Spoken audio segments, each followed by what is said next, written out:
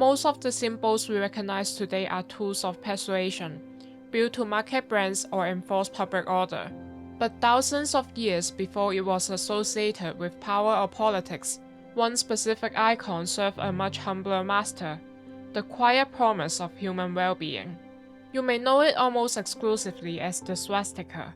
In the West, this shape is synonymous with the darkest chapter of the 20th century, a visual shorthand for hatred and genocide. But beneath that scar on our collective memory lies a 10,000-year legacy of peace, mercy, and faith that is still very much alive today. This is the great visual paradox of our modern age. We live in a world where a single geometric shape is a smiley face in the East and a death mask in the West. If a tourist from Chicago or London walks into a quiet ancient temple in Kyoto or New Delhi, they might freeze in shock. They see this symbol on roofs, on statues, and even on city maps. To them, it feels like they have walked into a nightmare. But to the millions of people living in those countries, the feeling is the exact opposite. To them, the symbol is a warm embrace. It is a sign of welcome and a prayer for prosperity. It is placed on the foreheads of newborn babies and at the entrance of new homes to keep evil away. However, even our most advanced technology is caught in this trap. Today, if you upload a photo of a beautiful Buddha ceremony to a social media platform, the AI algorithm might automatically flag it as hate speech.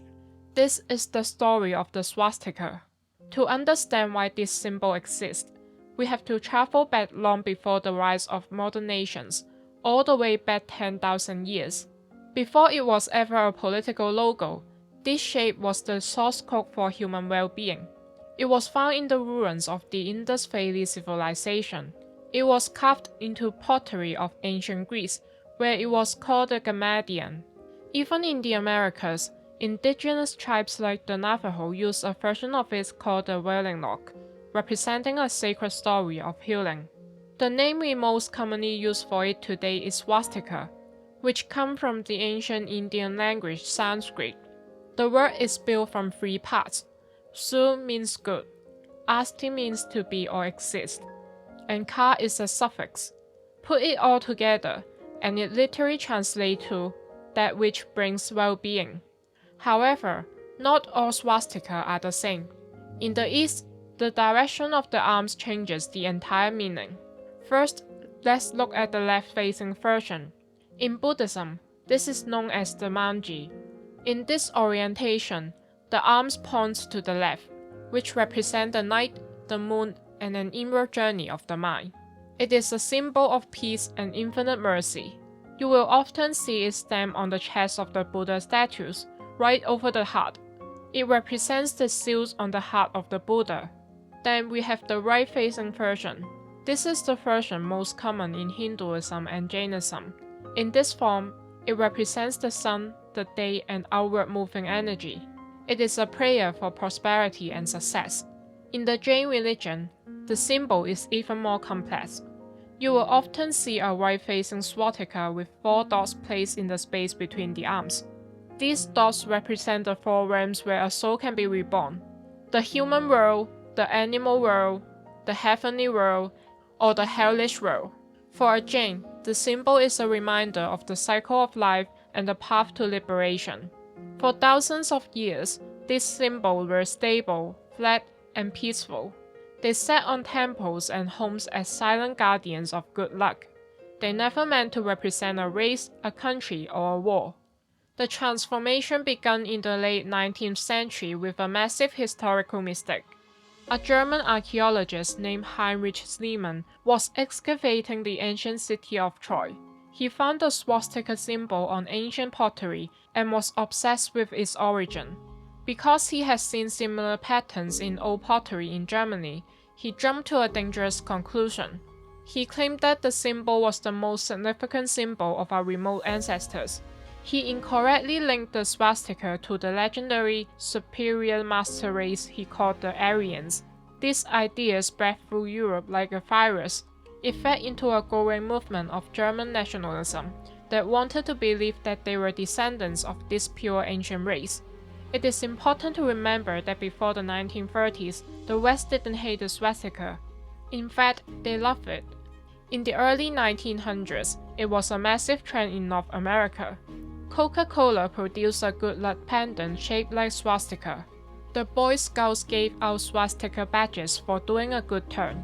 Even the US military's 45th Infantry Division wore a gold swastika on their shoulder as a tribute to the indigenous people of the Southwest. But in Germany, a failed artist and a rising politician was looking for a logo. He understood the power of branding. He needed something that felt ancient, powerful, and uniquely German. He took the right-facing symbol and he tilted it 45 degrees.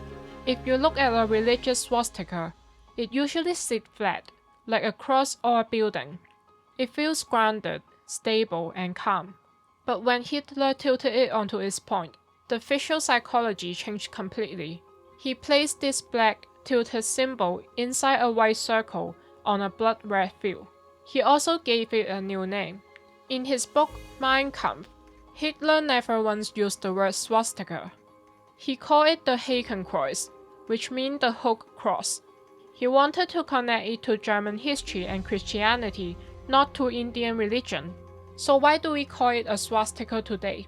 That was a mistake made by English scholars and translators. When they translate Hitler's speeches and books into English, they didn't know what to do with the word Hakenkreuz. They looked at the shape, saw it resembled the ancient Indian swastika, and used the word instead. Through this translation error, the Sanskrit word for well-being was permanently stolen. It was chained to a regime that used the symbol to lead a march towards the most horrific crimes in human history. In just 12 years, the Nazi Party took a 10,000-year-old legacy of peace and burned it to the ground in the minds of the Western world. Now, in the year 2026, we live with the aftermath of that theft. The world is deeply divided on what this shape means. In countries like Germany, France, and Austria, displaying the Nazis' Hakenkreuz is a serious crime that can lead to prison. The trauma of the Holocaust is so deep that the Western world decided the symbol was beyond saving. But in Asia, the original symbol never went away. This created a bizarre cultural friction. A few years ago, the Japanese government held a huge debate. They were preparing for millions of tourists to visit for the Olympics and realized that their city maps were covered in the swastika symbol to mark the location of Buddha's temple. They worried that Westerners would see the maps and think the cities was full of Nazi sites. At first, they thought about changing the map icon to a picture of pagoda. But the people of Japan pushed back. They argued that the solution wasn't to hide the symbol, but to educate the world on what it actually means. A shape is just a set of coordinates on a page until a human mind assigns it a value. Hitler didn't just commit crimes against humanity, he committed an act of supreme identity theft. The challenge for our globalized future isn't to pick a side, it's to recognize the distinction. By understanding the till, the direction, and the intent, we can protect the memory of the victim without erasing the heritage of billions. Thank you for watching.